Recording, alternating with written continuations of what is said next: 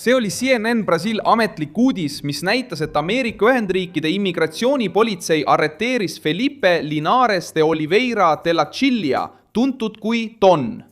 Ameerika võimude poolt nimetatud endiseks juhiks, kes on seotud PCC ja Comando Vermelhoga ja vahistamine ei toimunud tavalise operatsiooni käigus. See juhtus Mooresvillis, Põhja-Carolinas pärast liikluskontrolli, põgenemiskatset, jälitamist, liiklusõnnetust ja kinnipidamist, mis nüüd seob Brasiilia jõukudega seotud nime Ameerika politseisüsteemiga. See on vahistamine uues etapis, kus avaldatakse survet Brasiilia organiseeritud kuritegevusele väljaspool Brasiiliat. Ameerika võimuke sõnul otsiti Doni Brasiilias kuritegeliku ühenduse ja väljapressimise eest. Ta viibis Ameerika Ühendriikides ebaseaduslikult ning üritas põgeneda Mehhiko suunas. Autos leidsid agendid mobiiltelefone, sülearvuteid, sularaha ja ühe 9 mm püstoli. Tema abikaasa kinnitas samuti võimudele, et teda hoiti vastu tema tahtmist. Just siis tekib küsimus.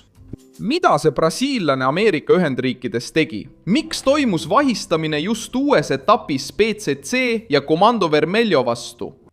Ja kuidas konfiskeeritud andmed võivad avada ohtliku pääsu jõukude struktuuri juurde? Ma räägin sulle sellest kohe kõigest. Kui sulle meeldib selline otsekohene ja ilma keerutamiseta sisu, siis kaalu tellimist, sest siin on iga päev selliseid videoid.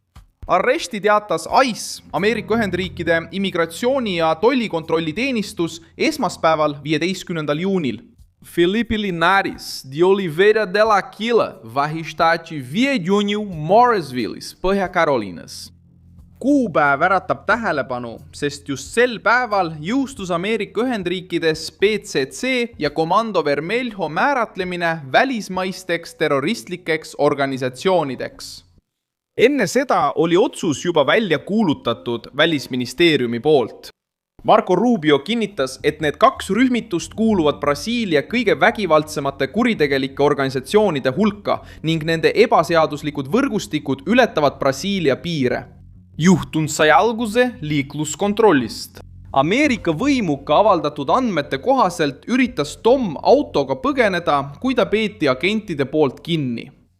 Põgenemine muutus tagaajamiseks ja lõppes siis, kui ta sõitis otsa liikluses seisnud autodele. Pärast kokkupõrget üritas ta veel jalgsi põgeneda, kuid peeti peagi kinni.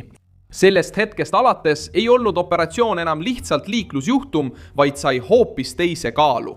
Ametnikud tuvastasid, et brasiillane oli seotud Brasiilia jõukudega. Tema migratsioonistaatus oli korras ning tema suhtes oli välja antud rahvusvaheline vahistamismäärus seoses kuritegudega Brasiilias. Sõidukist leitud materjal on selle loo üks olulisemaid aspekte. Ametnikud konfiskeerisid mitu mobiiltelefoni, sülearvutit, sularaha ja ühe 9 mm püstoli. Tegelikult võivad need seadmed uurimise jaoks muutuda tõeliseks infoallikaks. Kontaktid, sõnumid, marsruudid, nimed, vestlused, liikumisandmed ja võimalikud rahalised seosed võivad aidata Ameerika ja Brasiilia võimudel mõista, kes kellega rääkis, kust tuli toetus ja kuhu see kahtlusalune kavatses minna. Just sellepärast häiribki see vahistamine organiseeritud kuritegevust nii palju. Kui vahistatakse keegi, kellel on mobiiltelefon, arvuti ja liikumisajalugu, siis kinni ei lähe ainult üks inimene, vaid kaasa võib kukkuda ka osa võrgustikust. Teine tõsine punkt puudutab De la Chilla abikaasat. Ameerika võimud väidavad, et luureandmed viitasid sellele, et ta hoidis teda vastu tema tahtmist kinni, samal ajal kui valmistus Mehhikosse põgenema. Pärast arreteerimist kinnitas ta selle olukorra ülekuulamisel. Juhtum võib nüüd Ameerika Ühendriikides edasi liikuda ka täiendavate süüdistusteni, sealhulgas inimrööv ja ebaseaduslik tulirelva omamine välismaalase poolt. Lisaks esitas ICE brasiillase vastu migratsioonialase kinnipidamismääruse, samal ajal kui ta vastab osariigi süüdistusele põgenemise eest, et vältida arreteerimist. Sellise juhtumi puhul, kus on seotud brasiillane, keda peetakse nüüd terroristlike rühmitustena käsitletavate jõukude endiseks juhiks, on selline koostöö väga oluline. Terroristliku klassifikatsiooni kehtestamine muudab olukorda PCC ja Comando Vermelho ümber. Varem käsitlesid paljud neid jõuke lihtsalt kui tavalist organiseeritud kuritegevust. Nüüd, Ameerika vaatenurgast on need rühmitused sattunud karmimasse kategooriasse. Just selles punktis muutub Tomi vahistamine poliitiliseks ja õiguskaitseliseks sümboliks. Kui Brasiilia valitsus püüdis seda klassifikatsiooni vältida, viidates ohule suveräänsusele, siis praktiline vastus tuli teiselt poolt. Reaktsioon Brasiilias näitab lõhet. Föderaalse politsei peadirektor Andrei Rodriguez nõudis, et Ameerika Ühendriigid panustaksid rohkem, vahistades põgenikke, blokeerides vara ja aidates ebaseaduslikult saadud varade tagastamisel. Nüüd on just Ameerika Ühendriigi territooriumil toimunud märkimisväärne vahistamine. Nõudmine tegutsemiseks on saanud konkreetse tulemuse. See ei pruugi kõike lahendada, kuid näitab, et Ameerika süsteem on juba hakanud vahistama. Ja neile, kes ütlesid, et see teema jääb vaid sõnade tasandile, tõstab Põhja-Carolinas toimunud vahistamine selle hoopis uuele tasemele. Sergio Moro astus samuti debatti. Senaator väitis, et Ameerika Ühendriikide abi PCC ja Comando Vermelho vastu kipub olema pigem sümboolne. Oluline on see, et Tomi vahistamine suurendab survet sellele hinnangule. Kui konfiskeeritud seadmed toovad välja olulisi andmeid, siis abi ei ole enam ainult sümboolne, vaid omandab tõelise uurimisliku mõju. Odilon de Oliveira, pensioniil olev föderaalkohtunik, kes on tuntud organiseeritud kuritegevuse vastase tegevuse poolest piiril, toetas rühmituste klassifitseerimist terroristlikeks gruppideks.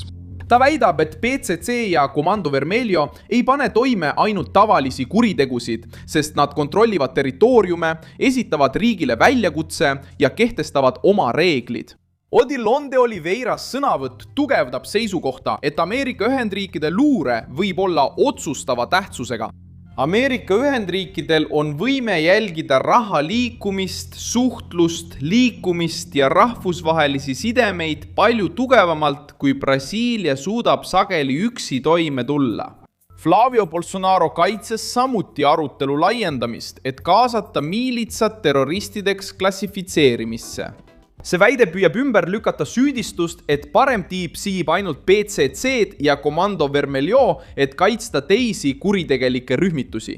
Pannes miilitsad samasse paketti, suunab Flavio arutelu laiemale tasandile.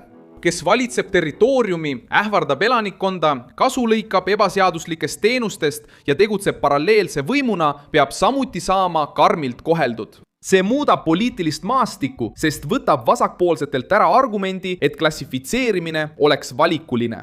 Ameerika Ühendriikides toimunud vahistamine seostub veel ühe hiljutise arenguga Brasiilias. Sellel teisipäeval, 16. juunil, alustas Roraima tsiviilpolitsei operatsiooni Rota do Norte, mis oli suunatud Tren de Araguaga seotud kahtlusaluste vastu 6 osariigis. Uurimine näitab tegevust narkokaubanduses, rahapesus ja relvade tarnimises Comando Vermelhole, Amazonas ja Rio de Janeiro osariikides. Roraimas, Amazonases, São Paulos, Rio de Janeiros, Minas Geraises ja Paranas täideti 25 vahistamismäärust ning 30 läbiotsimis- ja arestimismäärust. See areng näitab, et Comando Vermelho ei tegutse üksi. Operatsioon Tren de Aragua vastu viitab relvade varustamise ühendusele, sealhulgas sõjarelvi, mida uurimine mainis, nagu automaadid, 0,50 kaliibriga kuulipildujad ja granaadiheitjad. Politsei väidab, et rühmal oli strateegiline roll relvade tarnimisel kuritegelikele organisatsioonidele erinevates Brasiilia piirkondades.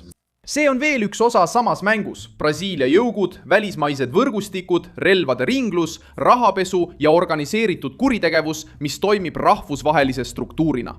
PCC-d ja Comando Vermelhot ei hirmuta ainult mõjuka tegelase vahistamine, vaid ka võimalus, et see vahistamine avab tee tugevamale koostööle, kontaktide jälgimisele ja uutele meetmetele võrgustike vastu väljaspool Brasiiliat. Julgeoleku agenda on liikunud jutust tegudeni.